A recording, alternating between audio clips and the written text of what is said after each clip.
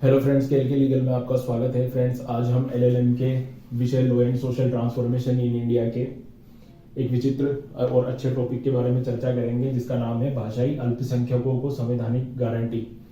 अर्थात जो linguistic minorities होती है उनको कॉन्स्टिट्यूशनल गारंटी के बारे में आज हम चर्चा करेंगे।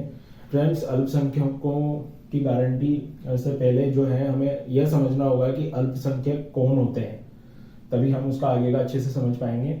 फ्रेंड, जो अल्पसंख्यक हम कहेंगे कोई भी वर्ग, समुदाय या जाति जो किसी भाषा, लिपि, संस्कृति, धर्म या नस्ल या जाति के आधार पर उनका जो जनसंख्या घनत्व, डेंसिटी जो है वो कम होती है, अर्थात कम जनसंख्या होती है इन आधारों पर, तो वह अल्पसंख्यक की कैटेगरी में आते हैं।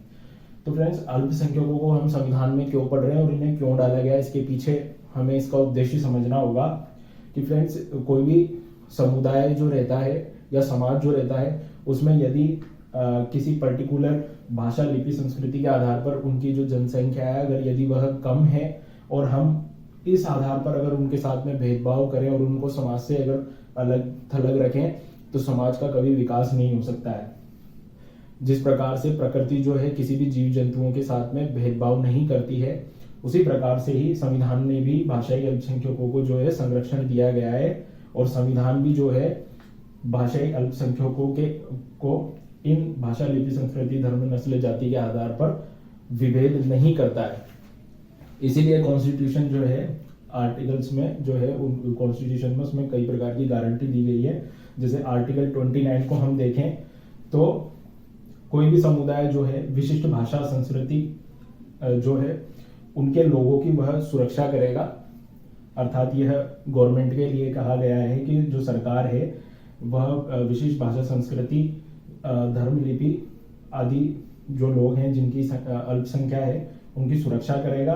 प्लस जैसे कि यदि मैं अल्पसंख्यक हूं तो मुझे मेरी जो संस्कृति या कल्चर है उसको संरक्षित करने का भी मुझे अधिकार होगा। उसी प्रकार से देखें आर्टिकल 30, तो आर्टिकल 30 में जो है अल्पसंख्यक जो है शैक्षणिक संस्थानों की स्थापना कर सकते हैं और उनका प्रशासन करने का उन्हें अधिकार है। और इन सबको यदि कोई अल्पसंख्यक इन सबको संस्थानों का प्रशासन करता है तो उसमें राज्य अल्पसंख्यक यदि कोई शैक्षणिक संस्थान और प्रशासन करते हैं तो इस आधार पर राज्य या सरकार जो है वो भेदभाव नहीं करेगी। उसी के साथ हम देखें आर्टिकल 347, तो इसमें राष्ट्रपति की अल्पसंख्यकों के प्रति जो है शक्ति के बारे में बताया गया है। यदि राष्ट्रपति को देश के किसी राज्य या किसी भाग में यदि उसको लगता है कि इन आधारों पर जो है उनकी लोगों की जो है लिपि, संस्कृति, धर्म, नस्ल के आधार पर संख्या कम है और उन्हें जो है अल्पसंख्यक भाषाई अल्पसंख्यक कोटे के अंदर उन्हें मान्यता दी जानी चाहिए, तो राष्ट्रपति अपनी संतुष्टि होने पर गजेट नोटिफिकेशन निकाल के उनको मान्यता दे सकता है।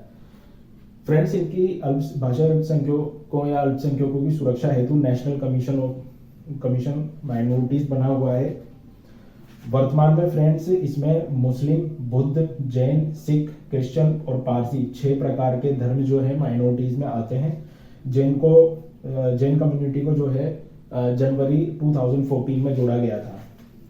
इसके साथ फ्रेंड्स केंद्र सरकार में हमारा अल्पसंख्यकों के लिए एक मंत्रालय भी है, अल्पसंख्यक मंत्रालय, जो कि पूरे देश में जहां पर भी अल्पसंख्यक समुदाय है वह जो है यह निर्धारण करता है कि जो इस प्रकार के लोग हैं उनकी सशक्तता पर ध्यान दें, उनको सक्षम वातावरण मिले, प्लस उनकी सामाजिक, आर्थिक, राजनीतिक उन्नति देश के अंदर सुनिश्चित की जाए, प्लस उनकी जो है देश में हिस्सेदारी का बराबर ध्यान रखे और उनके उत्थान के लिए बराबर कार्य करे। तो फ्रेंड्स, इस प्रकार से मैं आशा करता हूं कि अच्छे से समझ पाए होंगे कि अल्पसंख्यक कौन होते हैं, किस प्रकार से गारंटीज दी गई है और इस तरह से। तो फ्रेंड्स, इसी प्रकार से हमारे अनेक इंटरेस्टिंग वीडियो जानने के लिए हमसे जुड़े रहे। Thank you.